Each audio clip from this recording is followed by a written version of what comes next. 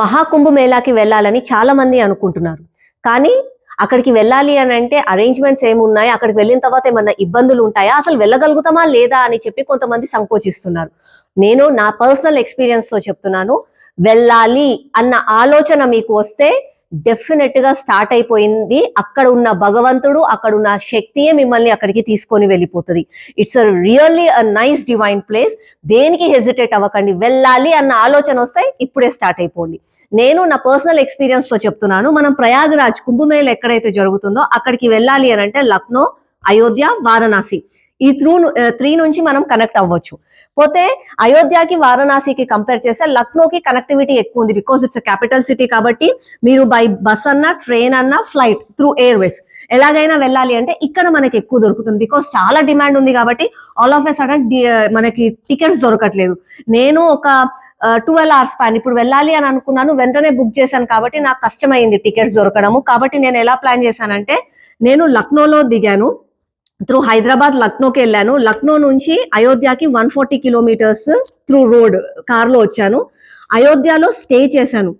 అసలుకి నేను అయోధ్యకి వెళ్ళిన తర్వాత నేను రిటర్న్ టికెట్స్ బుక్ చేసుకోలేదన్నమాట. ఎందుకు అని అంటే అయోధ్యలో క్రౌడ్ ఉంటుంది, ప్రయాగ్రాజ్ లో క్రౌడ్ ఉంటుంది, అసలు దర్శనం కావాలంటే ఎన్ని గంటలు పడుతుంది, ఎన్ని రోజులు పడుతుంది అని భయపడ్డాను. కానీ యూ వోంట్ బిలీవ్, లక్షల మంది జనాలు అయోధ్య భవ్య రామ్ మందిర్ లో ఉన్నారు.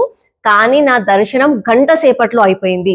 అక్కడ ఎలాంటి అంటే ఆపడాలు అలాంటివి ఏమీ లేదు. యూ పీపుల్ విల్ అంటే పోతూనే ఉంటాము, దివ్యంగా మనకు దర్శనం చేసుకుంటాము, బయటికి వచ్చేస్తాం. చాలా easy and it's really a nice experience.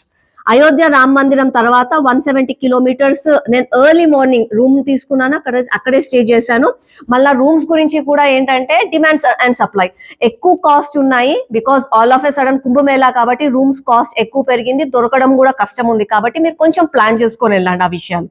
అయోధ్యలో నేను ఎర్లీ మార్నింగ్ 4 o'clock 5 o'clock ఆ టైంలో లేసి త్రూ రోడ్ 170 కిలోమీటర్స్ 4 hours లో డ్రైవ్ చేశాను. డ్రైవింగ్ కూడా చాలా ఈజీగా ఉంది, ముందులాగా అలా ఏమీ లేదు. రోడ్స్ బేస్ చాలా బాగున్నాయి, ఈజీగా డ్రైవ్ చేసుకొని వెళ్ళిపోవచ్చు. తర్వాత ప్రయాగ్ వెళ్ళాను, కుంభమేళాకి వెళ్ళిన తర్వాత అక్కడ నేను నది స్నానం చేసిన తర్వాత మళ్ళా అక్కడ నుంచి విత్ ఇన్ 1 hour ఆ టైంలో 130 కిలోమీటర్స్ ట్రావెల్ చేసి వారణాసికి వెళ్ళాను. 3 hours డ్రైవ్ అది. వారణాసిలో నేను స్టే చేశాను. వారణాసిలో స్టే చేసిన తర్వాత మళ్ళా నేను నెక్స్ట్ డే లక్నోకి వచ్చాను బై రోడ్. వచ్చి నేను లక్నో నుంచి ఫ్లైట్ తీసుకొని వచ్చాను. ఎందుకనంటే నేను సడన్ గా ప్లాన్ చేశాను కాబట్టి నాకు వారణాసిలో కానీ అయోధ్యలో కానీ నాకు ఫ్లైట్ టికెట్స్ దొరకలేదు. నేను ఇదంతా జర్నీ మంచి దర్శనము, వారణాసిలో ఒక 2 గంటలు అయింది శివుని దర్శనానికి. ఇవంతా అయిన తర్వాత నాకు టైం వచ్చేసి 60 hours. 60 hours లో నేను ఇదంతా జర్నీ కంప్లీట్ చేసుకున్నాను. పర్ హెడ్ అంటే నేను త్రూ ఫ్లైట్ వెళ్ళాను, అది కూడా లాస్ట్ మూమెంట్ లో బుక్ చేసుకున్నాను కాబట్టి నాకు 35,000 రూపీస్ పడింది సుమారుగా. అండ్ ప్రయాగ్రాజ్ కి వచ్చిన తర్వాత అసలుకి 25 కిలోమీటర్ల దూరంలోనే మీకు ఒక ప్రపంచం, ఒక దైవానికి ఏంటి అన్నది అక్కడ మనకు కనిపిస్తుంది. చాలా మందికి చాలా అంటే 25 కిలోమీటర్ల ముందు ఆపుతున్నారంట, అదంట ఇదంట, అంత దూరం నడవాలా అని ఆలోచిస్తారు. మీరు నడవడాని గురించి ఏమి హెసిటేట్ అవ్వకండి. అరేంజ్మెంట్స్ గురించి అయితే అసలు భయపడకండి. ద గవర్నమెంట్ యూపీలో ఉన్న Yogi Adityanath has made wonderful thing. మీకు అక్కడ ఎలాంటి అంటే డిజిటల్ ఏఐ అన్నిటిలో ఉంది. మనం ఎక్కడ ఏది ప్రాబ్లమ్స్ లేవు, అన్ని దగ్గరలలో టాయిలెట్స్ ఉన్నాయి, టెంట్స్ ఉన్నాయి, ఎలాంటి ప్రాబ్లం లేకుండా ఈజీగా వెళ్ళిపోతారు. సో ప్రయాగరాజ్ అంటే జనరల్ గా చెప్తున్నాను, దిస్ ఇస్ అ థింగ్. అయితే ఇక్కడ ఏంటంటే సెక్టార్స్ ఉంటాయి. అంటే this will be for the parking. ఇది పార్కింగ్ కార్నర్స్ లాగా. పార్కింగ్ కార్నర్స్ పక్కనే టెంట్స్ ఇచ్చారు.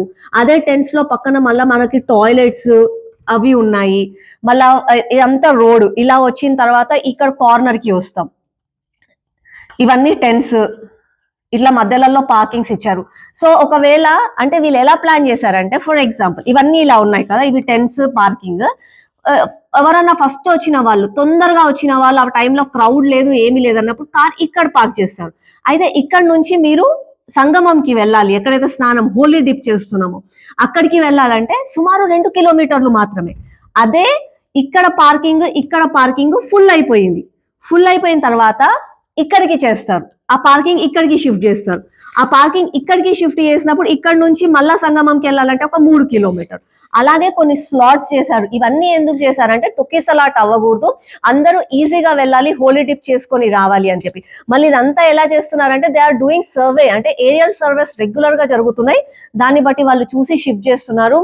ఈజీగా నడుచుకుంటూ వెళ్తాము. 5 కిలోమీటర్ల దగ్గర కూడా మీ కార్ ఆపినా ఇక్కడి నుంచి ఇక్కడికి నడవాలి అని హెసిటేట్ అవ్వకుండా ఈజీగా వెళ్ళిపోతారు. మీకు నడవలేకున్నా సరే మీరు ఈజీగా వెళ్ళిపోతారు. ఆ శక్తి మిమ్మల్ని అక్కడికి తీసుకొని వెళ్ళిపోతుంది. వన్స్ యూ రీచ్ సంగం, చాలా మంది ఇక్కడే హోలీ డిప్ చేస్తున్నారు. లేదు అని అంటే ఇక్కడ త్రివేణి ఘాట్ అని ఉంటుంది, మీ అందరికీ తెలుసు. ఎక్కడైతే 3 రివర్స్ కొలైడ్ అవుతాయో ఆ త్రివేణి ఘాట్ కి వెళ్ళాలి అని అంటే ఇక్కడ బోట్స్ ఉంటాయి. ఆ బోట్స్ మన గంగా నది కాశీలో ఎలా ఉంటాయి అలాంటి బోట్స్ ఉంటాయి. ఆ బోట్స్ ని తీసుకొని ఇక్కడికి రావచ్చు. ఇక్కడికి వచ్చిన తర్వాత మీరు స్నానం చేసి మళ్ళా ఇక్కడికి వెళ్తే మీకు ఇక్కడ చేంజింగ్ రూమ్స్ అవన్నీ ఉన్నాయి, యూ కెన్ చేంజ్.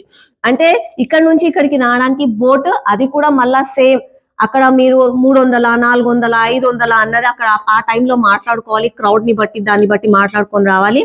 ఇక్కడికి వచ్చి సంగమంలో మంచిగా హోలీ స్నానం చేసుకోండి, కుంభమేళాకి వెళ్ళండి. It's a life time experience. 144 years లో ఒక్కసారి వచ్చింది. ఇది మన ధర్మం, మనది. ఆ శక్తి మిమ్మల్ని తీసుకెళ్తుంది.